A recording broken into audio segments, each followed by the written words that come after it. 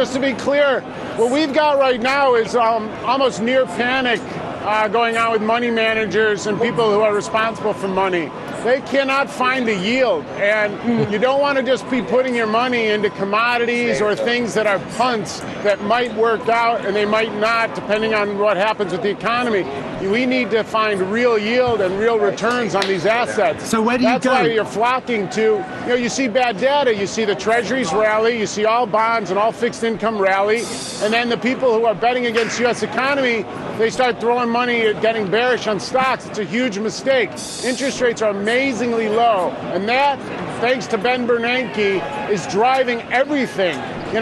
I keep making them point. There's a difference between Ben Bernanke and Harry Houdini. Ben Bernanke's not a magician. We're on the verge of a Great Depression. The Fed knows it. We have many, many homeowners who are totally underwater here and cannot get out from under.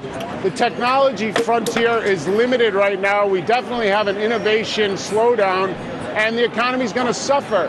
And all the Fed tweaking and all the interest rate tweaking and all of the tax adjustments are actually not going to be able to save us if we cannot get a cost of labor that's in line with the rest of the planet, and we can't get our productivity levels high enough to justify the wages we're already getting paid. So you don't see complicated. You don't see a replay of last summer where we get this bit of a float from the Fed and things start coming back? Remember, the Fed, the U.S. government used $1 trillion of stimulus. We're a $14 trillion economy. So if they did that over 2 years, that's $500 billion over $14 trillion, which works out to about 3%, 3.5%, if my math in my head's right. So we're talking about 3.4% growth just from the U.S. government stimulus package.